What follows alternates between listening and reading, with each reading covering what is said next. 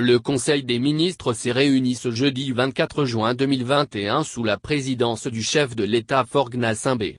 Le Conseil a examiné 2.02 projets de décret, écouté 2.02 communication. Au titre des projets de décret. 3. Le Conseil a adopté un projet de décret portant définition des règles d'identification des marchés pertinents et de désignation des opérateurs puissants dans le secteur des communications électroniques. 4. Ce projet de décret définit les critères d'identification des marchés pertinents et des opérateurs en situation de position dominante par l'autorité de régulation des communications électroniques et des postes. Il vise à optimiser la régulation du secteur des communications électroniques et à favoriser une concurrence ouverte entre les opérateurs. 5.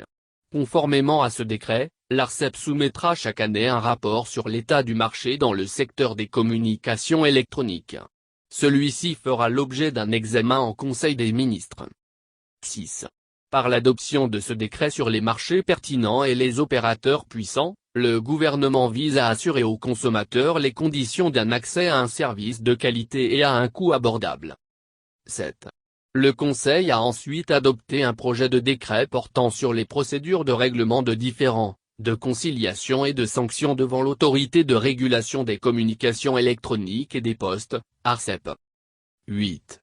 Le gouvernement a inscrit la digitalisation de la vie publique au cœur de la feuille de route Togo 2020-2025. Dans ce cadre et dans le but de concilier la protection des droits des consommateurs et les intérêts des opérateurs du secteur, le présent projet de décret vise à préciser les règles en matière de conciliation, de traitement des litiges et d'application des sanctions par l'ARCEP. 9. Ce décret vient ainsi compléter le cadre juridique du secteur et favoriser son développement harmonieux afin de consolider les avancées observées récemment en matière de régulation. Au titre des communications. 10. Le Conseil a écouté une première communication sur la refonte du cadre législatif et réglementaire des marchés publics, présentée par le ministre de l'Économie et des Finances. 11.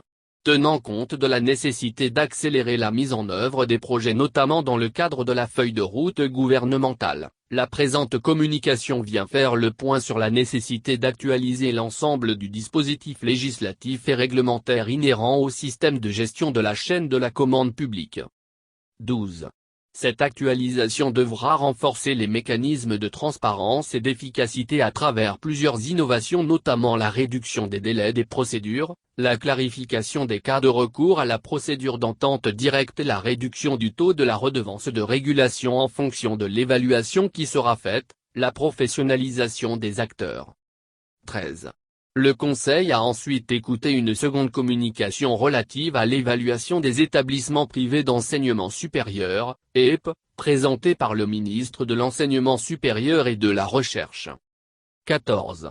Face aux dérives constatées dans le domaine de l'enseignement supérieur, une mission d'évaluation des EEP a été menée en vue d'établir un diagnostic et proposer des pistes d'action au gouvernement.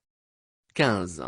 Les résultats obtenus révèlent la nécessité d'adapter le cadre juridique qui réglemente notamment l'ouverture, l'organisation et le fonctionnement des institutions concernées pour maintenir le niveau d'excellence des formations de l'enseignement supérieur togolais et protéger les apprenants.